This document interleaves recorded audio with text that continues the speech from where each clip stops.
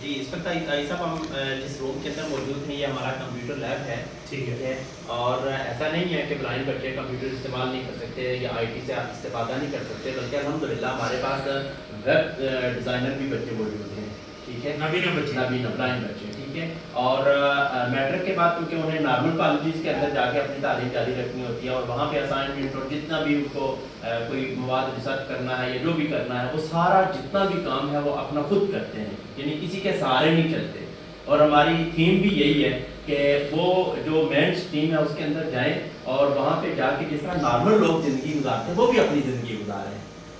ठीक है, और इसी तरह अल्हम्दुलिल्लाह आपके सामने ये कंप्यूटर यहाँ मौजूद है, क्योंकि अभी इस वक्त क्लास मौजूद नहीं है। अगर कहीं पे आपको फिर मौका मिले आप उस टाइम में आए कि जब क्लासेस हो रही हो तो फिर आपको बच्चे सारा कुछ जो है ना वो साथ साथ बताएंगे भी हम कैसे इससे इस्तेफादा करते हैं और किस अंदाज से हम इसको चलाते हैं। ठीक है, तो ये तो मैं फिर अरबाब इक़्तिदार की तवज्जो इस पे दिलाना चाहता हूँ कि कम अज़ कम हर ज़िले हेडक्वार्टर में, पहली तो बात है कि तहसील हेडक्वार्टर में ये सहूलत एक छोटा सा यूनिट वहाँ कायम होना चाहिए। ये बच्चे ज़ाया हो जाते हैं, देखें अपनी मर्जी से, तो ना कोई आँखों वाला पैदा हुआ है ना नाबीना पैदा हुआ है, लेकिन ये बच्चे ज़ाया नहीं होने चाहिए। जिस तरह आप बता रहे हैं, जैसे आपने वो एक प्रोफेसर साहबा से अभी आपने तारुफ करवाया, ये बच्चे ज़ाया देहातों में उधर नहीं जान ख्याल में ये सोचते हैं, तो ये गूंगे बहरे बच्चे भी और नाबीना बच्चे भी ज़ाया हो जाते हैं। मेरी भतीजी है गाँव में नित्रकुंडी जो उधर रहती है, उसने उसको लाया गया है यहाँ किसी स्कूल में, तो फिर उसने यानी मुल्की सतह की तारीख में उसने बड़े नंबर हासिल किए। पहले आज़ाद कश्मीर को टॉप किया है, फिर पाकिस्तान में हमारे भाई हैं चौधरी अब्दुल मजीद, उनकी साहबजादी है।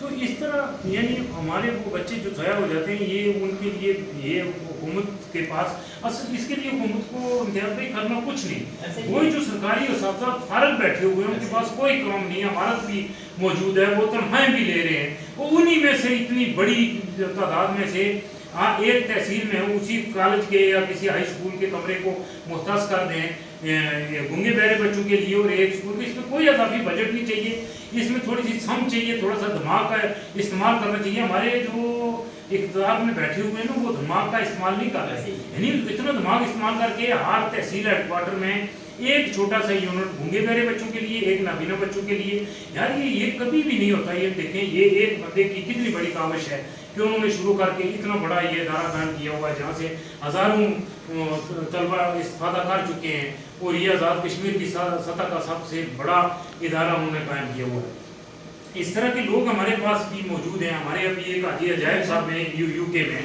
मैं उनका जिक्र इस मौके पे इसलिए करना चाहता हूँ कि उनके साथ गुज़श्ता 2 साल से मेरी बहुत अच्छे मामला चल रहे हैं।